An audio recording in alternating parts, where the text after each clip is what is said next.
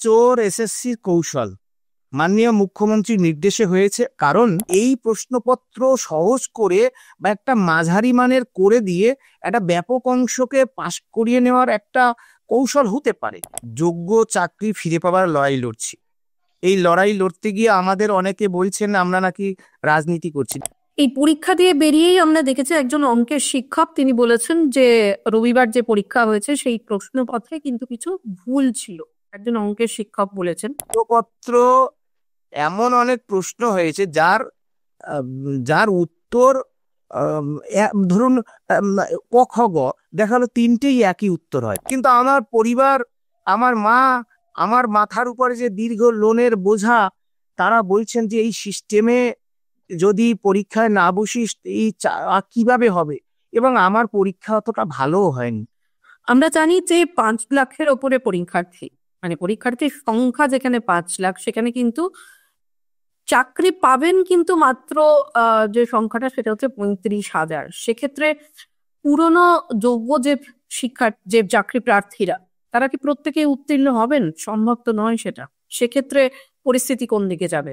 দেখুন, সরকার, পশ্চিমবঙ্গ সরকার এই ভাগাভাগিটা এসএসসি 2016 প্যানেলের যখন চাকরি যায়, কারণ এরা তো জানে চাকরি চলে যাবে, কারণ এরা যোগ্য শিক্ষকদের, শিক্ষাকর্মীদের তালিকা দেয়নি। তারা আগে থাকতেই একটা অংশকে রেডি করে রেখেছিল যাতে এত এত মানুষের যে ক্ষোভ, সেই ক্ষোভটা যাতে রাস্তায় বিদ্রোহের আগুন আসছে না পড়ে। আবার এই যে পরীক্ষা, এটা একটা পলিসি। যিনি শিক্ষা দপ্তরের যিনি মুখ্য সচিব আছেন বিনোদ কুমার, তিনি বলেছিলেন যে এসএসসি 2016 প্যানেলের যারা আছে তাদেরকে নিয়ে পরীক্ষায় বসানো। সরকার মানেনি, সরকারের মুখ পুড়েছে। আবার সরকার কায়দা করে সুপ্রিম কোর্টের আইনকে ব্যবহার করে পরীক্ষা নিচ্ছে। কিছুজন চাকরি নিশ্চিত পাবেন, কিছুজন পাবেন না। এই ডিভাইডেশন পলিসি, অর্থাৎ সংখ্যাটা কমে যাবে।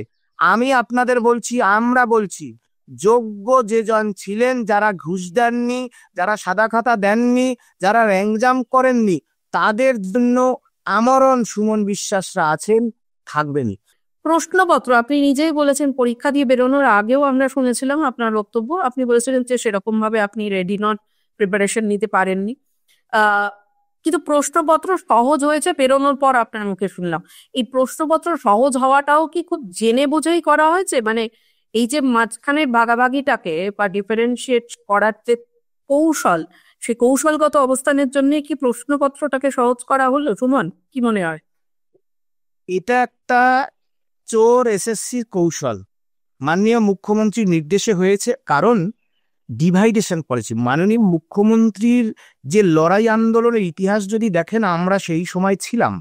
সুতরাং মুখ্যমন্ত্রীকে আমরা হারে হারে চিনি, এবং এসএসসির যিনি বর্তমান চেয়ারম্যান, এরা একটা ট্যাকটিস পলিসি নিয়েছে যে এই যে প্রশ্নপত্র হয়েছে, প্রশ্নপত্রের মান সাধারণ হয়েছে। আমার ব্যক্তিগত ক্ষেত্রে চর্চার অভাবে সম্ভবপর হয়নি অনেক কিছু, কিন্তু বিষয় হচ্ছে এই প্রশ্নপত্র বিদ্যালয়ে শিক্ষার সাথে কারা যুক্ত থাকে? ক্রিমি স্টুডেন্ট, মানে যাদের মেধা আছে তারা। সুতরাং এই প্রশ্নপত্র সহজ করে বা একটা মাঝারি মানের করে দিয়ে একটা ব্যাপক অংশকে পাশ করিয়ে নেওয়ার একটা কৌশল হতে পারে। হ্যাঁ, কিছু উচ্চমানের, মাঝারি মানের প্রশ্নও ছিল। সুতরাং প্রশ্নপত্র নিয়ে কি বলবো, এটা একটা কৌশল। সবকিছুতেই যা করবে দেখবেন সবটাই একটা কৌশল মাত্র। এই পরীক্ষা দিয়ে বেরিয়েই আমরা দেখেছি একজন অঙ্কের শিক্ষক তিনি বলেছেন যে রবিবার যে পরীক্ষা হয়েছে সেই প্রশ্নপত্রে কিন্তু কিছু ভুল ছিল। একজন অঙ্কের শিক্ষক বলেছেন তিনি নিশ্চিত, এবং সেখানেও কিছু দুর্নীতির গন্ধ বা দুর্নীতির আঁচের কথা বলেছেন। আপনিও কি এই বিষয়ে একমত? একই কথা বলবেন? পত্র এমন অনেক প্রশ্ন হয়েছে যার উত্তর ধরুন ক খ গ দেখালো তিনটেই একই উত্তর হয়। তার মধ্যেও বিষয় থাকে যে কোনটা ক্লোজেস্ট, নিয়ারেস্ট অ্যান্সার হবে। তো সেক্ষেত্রে প্রশ্নপত্র ঠিক কি ভুল দেখবেন, এগুলো নিয়ে এই কৌশলগুলো করার কারণ হচ্ছে এগুলো নিয়ে হাইকোর্টে মামলা হবে, আবার কোনটা ঝুলবে। আমি তো আপনাদের আগেই বলেছি যে রাজ্য সরকারের উদাসীনতার অভাব। তারা যদি মনে করতেন যে উপযুক্ত শিক্ষক নিয়োগ হবে, তাহলে প্রশ্নপত্র এই ধরনের যে বিষয়গুলো উঠে আসছে, যে প্রশ্নপত্র ভুল আসছে, এর আগেও ভুল হয়েছে, উত্তরপত্র দেখবেন উত্তর দেবে সেখানেও ভুল বলে প্রমাণিত হবে। এইগুলো হচ্ছে পরিকল্পনার অভাবে হচ্ছে। হ্যাঁ, এই পরীক্ষাতেও হওয়ার সম্ভাবনা আমি দেখছি।